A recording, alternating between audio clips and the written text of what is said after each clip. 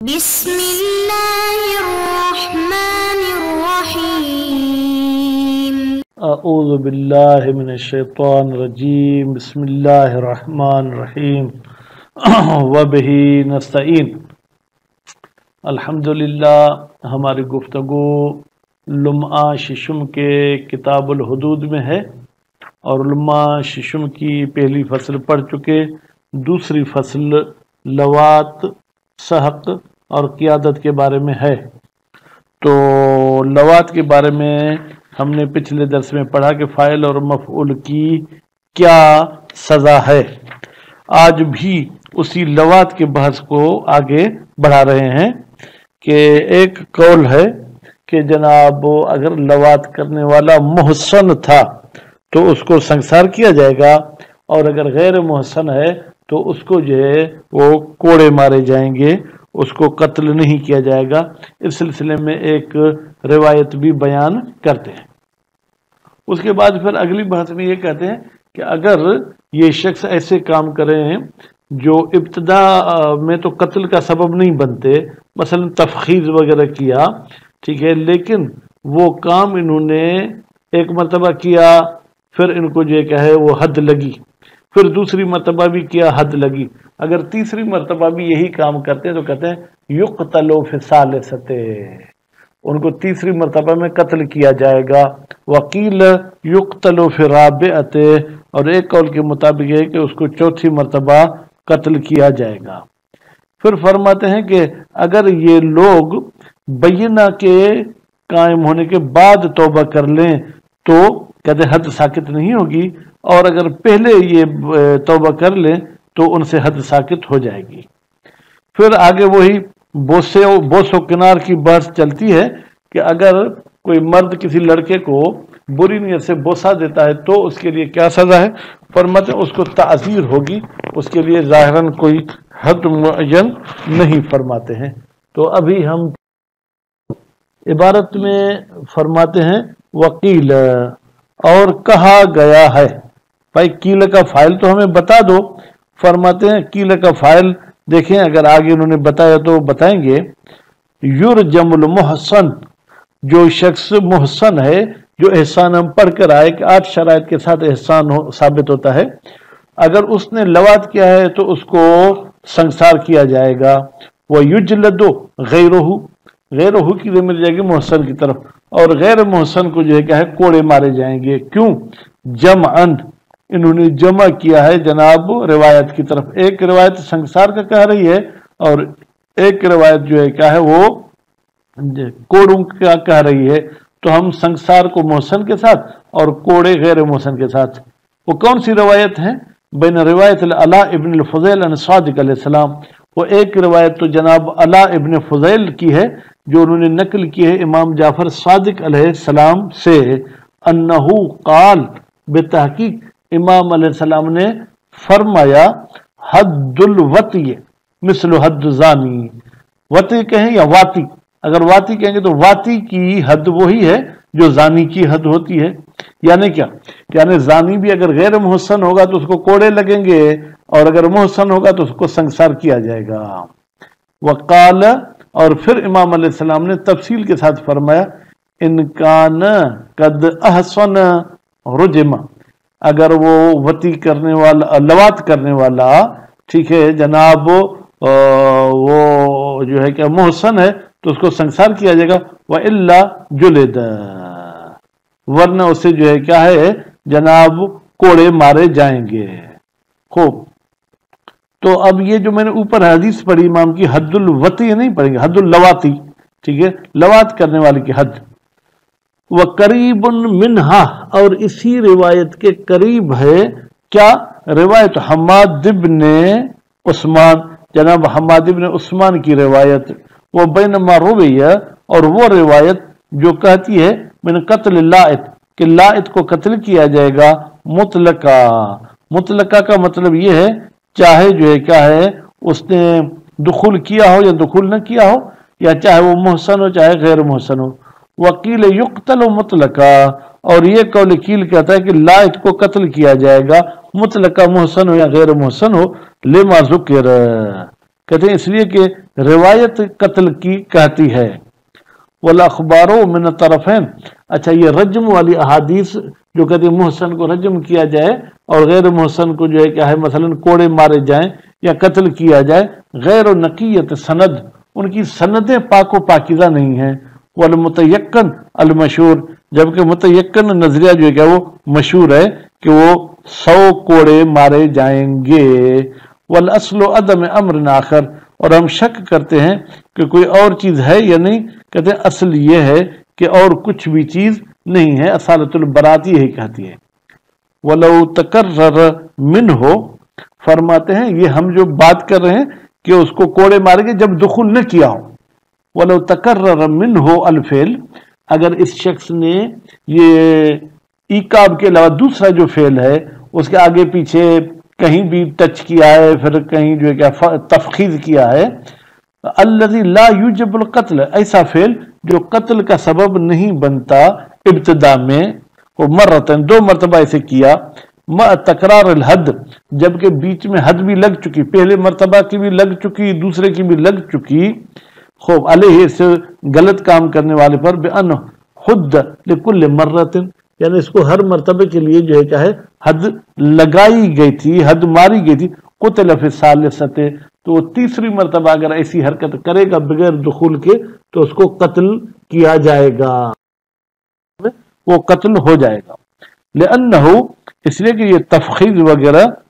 یا یوں کہیں کہ یہ فعل جو بغیر عقاب والا یہ بھی کبیرۃ، گناہ کبیرہ ہے۔ واصحاب الکبائر مطلقہ، اور جتنے بھی لوگ گناہ کبیرہ کرتے ہیں مطلقہ،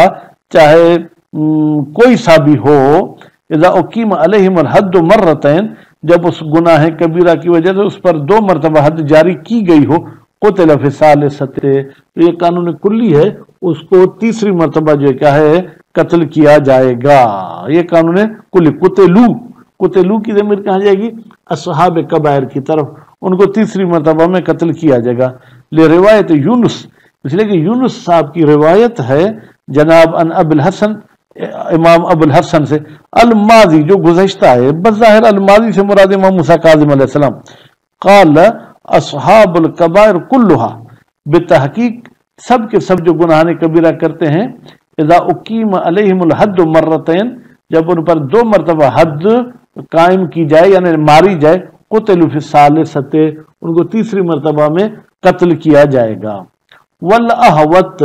لیکن احتیاط کے قریب کیا بات ہے؟ وہو الذی اختارہ المصنف فی شرح، یہ احتیاط والا نظریہ وہ نظریہ ہے جس کو مصنف صاحب نے شرح ارشاد میں بھی انتخاب کیا ہے، قتلہ فی الرابعۃ، اس گناہ والے کو 3 مرتبہ حد لگنی چاہیے، 4تھی مرتبہ قتل ہو۔ لروایت ابی بصیر، اس لیے کہ ہمارے پاس بھی روایت ہے وہ بھی ابو بصیر صاحب کی، قال ابو عبداللہ علیہ السلام، ابو بصیر کہتا ہے کہ 6 امام نے فرمایا، ازانی اذا جلد ثلاثا، جب زنا کرنے والی شخص کو 3 مرتبہ کوڑے مارے جائیں، اس سے پتہ چلتا ہے کہ زانی محسن نہیں، اگر محسن ہوتا پھر تو قتل ہو جاتا، یقتل فی الرابعۃ، تو اس کو 4تھی مرتبہ جو ہے کیا ہے قتل کیا جائے گا۔ ولأن الحد مبنی علی تخفیف، اور یہ دوسری دلیل کہ 4تھی دفعہ جو ہے اسے قتل کیا جائے، کہتے ہیں کہ حد کو جو ہے کیا ہے ہلکے پر رکھا گیا ہے، یعنی یکدم حد جاری نہیں کرنی، اس میں رعایت دی گئی ہے، تو 3 مرتبہ اس کو مہلت ملی، پھر بھی اگر وہ غلط کام کرتا ہے تو 4تھی مرتبہ اس کو جو ہے کیا ہے قتل کریں گے۔ وللاحتیاط فی الدماء، اور تیسری دلیل یہ کہ خون بہانے میں اور قتل کرنے میں احتیاط سے کام لیا جائے گا، تو تیسری مرتبہ قتل کرنے میں احتیاط نہیں ہے، 4تھی مرتبہ قتل کرنے میں احتیاط ہے۔ وہ ترجیح ہو ہاذہ روایت، کہتے ہیں یہ جو روایت ابو بصیر والی ہے اس کو ترجیح دی جائے گی بذالک، اس تخفیف اور احتیاط کی وجہ سے، وبانہا خاصہ، اور دوسری بات یہ کہ یہ روایت خاص ہے جو کہ زنا کے بارے میں آئی ہے، وتلک عامہ، اور وہ جو اوپر والی حدیث تھی کہ تیسری مرتبہ قتل کیا جائے وہ عام ہے، اس میں کسی خاص گناہ کا جو ہے کہ نام نہیں لیا گیا، فیجمع بینہما، تو خاص اور عام کو جمع کیا جائے گا، کیسے؟ بتخصیص العام، ہم کہیں گے کہ بھائی ہم عام کو تخصیص لگائیں گے، بما عدل خاص، سوائے خاص کے، یعنی روایت جو ہے کیا ہے ابو بصیر تو ویسے ہی 4تھی دفعہ کا کہتی ہے، ان 2 روایت کو بھی ہم اس کے ذریعے 4تھی دفعہ پر قتل کے بارے میں لے آئیں گے۔ وہو الاجود، فرماتے ہیں کہ یہ تخصیص والی بات اچھی ہے۔ وَلَوْ لَمْ يَسْبِقْ حَدُّهُ مَرَّتَيْنِ، اچھا اگر کوئی خبیث ایسے کام کرتا رہا لیکن اس کو 2 مرتبہ حد نہیں لگی، اب تیسری مرتبہ وہ حاکم کے پاس آ گیا تو قتل قطعا نہیں ہوگا۔ لم یجب، اس پر واجب نہیں ہے، سول جلد مئتن، پہلی 2 دفعہ کی سزائیں نہیں کھائے گا، بس 100 کوڑے کھائے گا۔ ولو تاب، اگر اس شخص نے توبہ کر لی قبل قیام البینۃ، ابھی بینہ اس پر قائم نہیں ہوئی تھی، تو سقط الحد، تو اس سے جو ہے کیا ہے حد ساقط ہو جائے گی۔ خوب، قتلن کان الحد اور رجمن، چاہے وہ حد جو ہے کیا ہے جناب قتل کی ہو، چاہے رجم کی ہو، چاہے جو ہے کیا ہے وہ کوڑوں کی ہو، علامہ فصل، جس کی تفصیل جو ہے کیا ہے بیان ہو چکی ہے۔ اس کے بعد پھر فرماتے ہیں وَلَوْ تَابَ بَعْدَهُ، اگر یہ شخص توبہ کرتا ہے بعدہ قیام بینہ کے بعد، لم یسقط الحد، تو پھر حد ساقط نہیں ہوگی۔ وَقَذَا لَوْ تَابَ مَعَ الْإِقْرَارِ، اور اسی طریقے سے اگر اقرار سے پہلے توبہ کر لے پھر تو بات ہی ختم، اگر اقرار کے بعد بھی توبہ کرے تو بھی ممکن ہے کہ ہم کہیں کہ پکا اس پر حد جاری نہیں ہوگی، لیکن یہ تخیر الامام، امام کو اختیار ہے فی المقر، اقرار کرنے والے کے بارے میں، قبل توبت، توبہ سے پہلے، بین العفو والاستفاء، کہ امام اسے معاف کر دے یا امام جو ہے کیا ہے وہ سزا اس کو دے دے۔ اب یہ قبل توبت کا تعلق کیا ہے مقر کے ساتھ، یعنی امام کو اختیار ہے کہ حد اس پر جاری کرے، ٹھیک ہے، توبہ سے پہلے یا بعد میں اس نے توبہ کی اور پھر امام اس کو جو ہے کیا وہ معاف کر دے، یہ امام کے ہاتھ میں ہے۔ وَيُعَذَّرُ، اور تعزیر ہوگی، من قبل غلامن، جو شخص کسی لڑکے کا بوسہ لیتا ہے، بشہوت، برائی کی نیت سے، بما یراہ الحاکم، جتنے حاکم و مصلحت سمجھے گا، 2 کوڑے 4 کوڑے 5 کوڑے، لأنہ، اس لیے کہ یہ بوسہ من جملۃ المعاصی، یہ گناہوں میں سے ایک گناہ ہے، بل الکبائر، بلکہ یہ گناہ کبیرہ ہے، المتوعد علیہ، جس پر جو ہے کیا ہے وہ دھمکی دی گئی ہے، کس کی؟ آگ کی، جو کسی لڑکے کو بوسہ دے شہوت کے ساتھ وہ جہنم میں جائے گا۔ فقد رویہ، بے تحقیق روایت میں آیا ہے، ان من قبل غلامن، وہ شخص جو کسی لڑکے کو بوسہ دیتا ہے شہوت کے ساتھ، لعنت ہو ملائکۃ السماء، اس پر آسمان کے ملائکہ بھی لعنت کرتے ہیں، وہ ملائکۃ الارضین، زمین کے ملائکہ بھی اس پر لعنت کرتے ہیں، وہ ملائکۃ رحمت، رحمت والے ملائکہ بھی اس پر لعنت کرتے ہیں، وہ ملائکۃ الغضب، اور جو غضب والے ملائکہ ہیں، جو عذاب والے ملائکہ ہیں، وہ بھی اس پر لعنت کرتے ہیں، وہ اعد لہ جہنم، اور اس کے لیے جہنم کو آمادہ کیا گیا ہے، وساعت مصیرا، اور اس کا جو ہے کیا ہے جناب یوں سمجھیں کہ انتہا بہت بری ہوگی۔ وفی حدیث آخر، ایک اور حدیث میں بھی آیا ہے، من قبل غلامن، جو شخص کسی لڑکے کو بوسہ دیتے شہوت کے ساتھ، الجمہ اللہ تعالی، اللہ اسے لگام پہنائے گا قیامت کے دن، بلجام من النار، آگ کا ایک لگام ہوگا جو اس کے منہ پر لگایا جائے گا۔ تو اس حوالے سے اس چیز سے بھی جو ہے کیا ہے پرہیز کرنا چاہیے، تو اس کے ذریعے ہمارا معاشرہ پاک ہو سکتا ہے۔ وصلی اللہ علی محمد و آل محمد۔